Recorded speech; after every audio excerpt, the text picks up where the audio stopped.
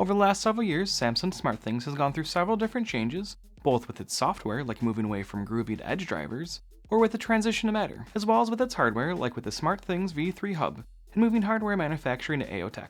Now, Samsung has released the SmartThings Station, which is essentially their 15-watt wireless charger, with the SmartThings hub crammed into a similar form factor. And in this video, we will be taking a look at the SmartThings Station to help you decide if it might be a good fit for your smart home. To get it out of the way up front, the SmartThings Station does not have a Z-Wave Plus radio in it. I personally find that disappointing, as more than half of my smart home devices are Z-Wave. I would have been fine with the price being higher to include a Z-Wave radio, but my guess is that they didn't want to directly compete with the AOTech SmartThings Hub version 3. The SmartThings Station does have a Zigbee radio, is Matter certified, and acts as a thread border router, which means you'll be ready for the latest smart home protocols and standards currently being sold, as long as you forget about Z-Wave Plus. At the time of recording this video, the SmartThings Station comes in two colors, white and black. You can also purchase the SmartThings Station in two different configurations. The first is without a power adapter, which means you'll have to provide your own power supply, and it does appear to be a bit tricky for providing the needed power for the built-in wireless charger, based on the reviews of the standalone charger. In this configuration, you are only able to pick the color black, and its cost is $59.99 USD. The second configuration is with a 25-watt travel adapter. This saves you the trouble of having to buy a power supply for the SmartThings Station. This configuration can be picked up in either black or white, and is listed at $79.99 USD. With either option, the price point is very competitive compared to the AOTech SmartThings Hub, as long as you don't need a Z-Wave Plus radio. The SmartThings Station does have a built-in Bluetooth radio, but it appears to only be usable in acting as a SmartThings Find scanner. SmartThings Find is similar to Apple's Find My feature, but for the Samsung ecosystem, which allows for you to keep track of devices registered through a Samsung Galaxy device, such as earbuds, smartwatches, and devices with the Samsung Smart Tag attached. At the time of this video being made, there is no way to directly pair Bluetooth devices, such as SwitchBot, to the SmartThings Station over Bluetooth. And honestly, I wouldn't ever expect that to be the case. The built-in wireless charger supports super fast wireless charging with the correct power supply and cable, and can provide charging speeds up to 15 watts of wireless power for certain Samsung phones. For non-Samsung phones, however, you will only be able to get slower wireless charging. I had a bit of trouble getting my phone to align properly at first to initiate charging, so depending on your device, it may take a few tries to get things right. The SmartThings Station also has a built-in button that can be used in automations for when the button is pressed, held, and double pressed. The button can also be set to ring a Galaxy phone or tablet when double pressed, and can be used to allow for nearby people to join your SmartThings home to control devices by holding the button down. Either setting can be enabled or disabled, which is good. One thing that is a bit disappointing with the button is that you really aren't able to use the button while charging a phone on it. I have a Pixel 6 Pro, which is on the larger side of things, but I feel like smaller phones will probably not allow for the button to be pushed while charging either. This means that depending on how you use the button to run automations, you may not be able to really use it as a primary wireless charger. You could always move your phone to push the button and then put it back, but I do feel like that can ruin some of the magic of home automation. The last hardware-related component I wanted to touch on is that there are two LEDs on the station, one for indicating the status of charging and one for indicating the status of the SmartThings Hub. You can turn off the hub status light in the app and include turning it on or off as part of a routine, but the charging light is not able to be disabled. The LEDs are a bit bright, and if you actually plan on using it as a charger on your nightstand, it could be pretty distracting. Luckily, you can buy light dimming stickers to go over them if you need, which I'll have a link for in the description below, along with a link to the SmartThings Station. Adding the SmartThings Station to your SmartThings account is very easy even if you already have a SmartThings Hub. First plug in the hub and wait for it to boot. You'll know it's ready when the hub status LED is flashing between red, green, and blue. Once it is, you can open up the SmartThings app, and you should see a notification or card on your phone asking if you want to add the station to your account. Clicking on Add Now will walk you through the steps of adding the station to your account. During the process, you'll be required to log in your SmartThings account, and you will need to press the button on the SmartThings Station, so make sure to stay near it during the setup process. You will also need your wireless password as well for the setup. After registration of the SmartThings Station is complete, you'll be able to give it a name and set the room it's in just like any other device. When you open the device in the SmartThings app for the first time, you'll have an extra card offering to provide some guidance on how the SmartThings Station works. Clicking on Try It will provide you with some guides. As of right now, this includes guides for connecting smart home devices, what the hub status light means, how to let others join your SmartThings location, how to set up routines, and how to reset the SmartThings Station.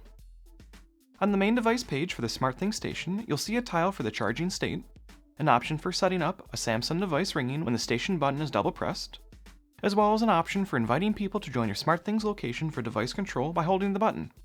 Under that, you'll have a tile for all the devices connected to this SmartThings hub, which you can click on a device to open that device's page. Under Settings, you'll be able to change the wireless network the SmartThings Station is connected to, allow or disallow device firmware updates, enable or disable Zigbee Secure Mode, and enable or disable the hub status light. As a reminder, turning the hub status light off will not disable the charging status LED. Under the information section for the SmartThings Station, you'll find the hub firmware version, thread network information, and when I set up the hub for the first time, I had an update firmware option that allowed for me to manually trigger an update for the hub. After clicking on update, it did take about an hour for the update to actually happen. The edit and driver sections are the same as with the SmartThings hub, allowing you to change the name and room of the hub under edit, and seeing a list of drivers currently in use on the SmartThings Station under driver. And lastly, the how to use section includes the how-to guides from the original Getting Started tile. At the bottom of the devices page, you'll notice a routines tab. Here you can set what happens when the button is pressed, held, and double pressed. You'll also find any routines that involve the SmartThings Station on this page. If you want to quickly add a new routine that involves the SmartThings Station, you can click on the plus sign at the top right hand side of the screen. Doing so will open the routine creator populated with the SmartThings Station device under If and Then. Any routines created this way will also show up under the main automations tab of the SmartThings app. Adding a device to the SmartThings Station is the same as adding a device to other SmartThings hubs. If you've never added a device before, first navigate to the Device tab on the SmartThings app and click on the plus sign in the top right hand side of the screen. On the screen that opens, you'll have a few different options depending on the type of device you're adding. You can either scan a QR code, have the station scan for nearby devices, enter a setup code for Matter devices, or select a device from a list and follow the on-screen directions. For this video, I'm going to scan for nearby devices to add a Zigbee RGB light bulb. If this station is not the only hub on your SmartThings account for your location, you'll be prompted to select which hub you want to scan from. For this video, I will be selecting the SmartThings Station. After, I'll place the RGB light bulb into pairing mode, and moments later, we can see that it's added to the SmartThings Station. Here I can change the icon or rename the device if I want to. With the device added to the SmartThings Station, let's take a quick look at it in the SmartThings app. The RGB light can be turned on and off, have its color changed, and can be dimmed. As can be seen, turning the light on and off from the app is pretty quick. Let's now make a few routines utilizing the button on the SmartThings Station and the RGB light we just paired. If you're familiar with SmartThings routines, it's the same process as with any other hub. And if you're new, you'll first want to go to the Automations tab on the main section of the SmartThings app. Here you'll see all the scenes and routines currently set up. To add a new one, click on the plus sign in the top right hand side of the screen and click on Create Routine. On the new screen that opens, we'll need to add at least one trigger for this routine under If, and one action for the routine under Then. We'll first add an action, which will be for the SmartThings Station to have its button pressed. This will be done by selecting the device status for the If, searching for the SmartThings Station and selecting it, and then selecting Button and Pressed. Let's now add the action of turning the light bulb on under Then. This time we will select Control Devices and then search for and select the RGB light we added earlier. Because I want to have the light turned on when the button is pressed, I'm going to select Turn On and set the dimmer level to 100%. This routine will turn on my smart light bulb when my SmartThings Station button is pressed, and we can go ahead and save it. I went ahead and created a few more routines for turning the light off, changing the light color, and having the charging state of the station control the LED light as well. So let's now test out the different automations. Great, pressing the button on the SmartThings Station turns on the light. Likewise, holding the button will turn the light blue, and double pressing the button will turn the light off. I also created 4 routines to control the RGB light based on the charging state of the SmartThings Station. When a phone is charging, the light will turn yellow. Once a phone on the charger is fully charged, the light will turn green to let you know it's done. The RGB light will turn off once you remove the phone from the SmartThings Station, and if there are issues with charging, the light will turn red.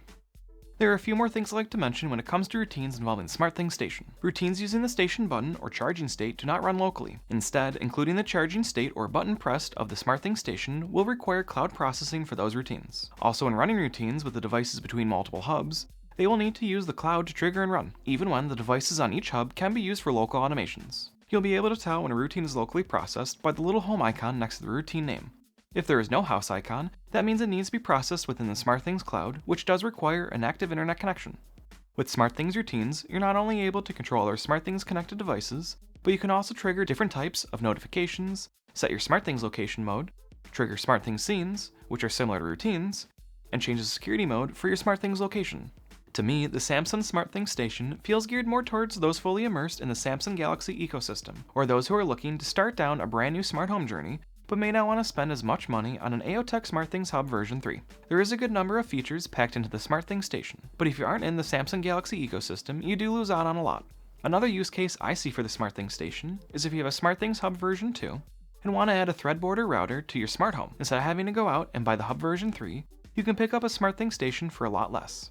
If you want to learn ways you can bring your smart home to the next level, make sure to check out my Making SmartThings Smarter series right here, where I go over different things you can do with SmartThings to help make life easier through home automation. This includes integrating other smart home products into SmartThings, making Google Speak as part of an automation routine, or even using Android Auto to trigger a SmartThings scene when you leave your home or arrive back. Thank you for watching and happy automating.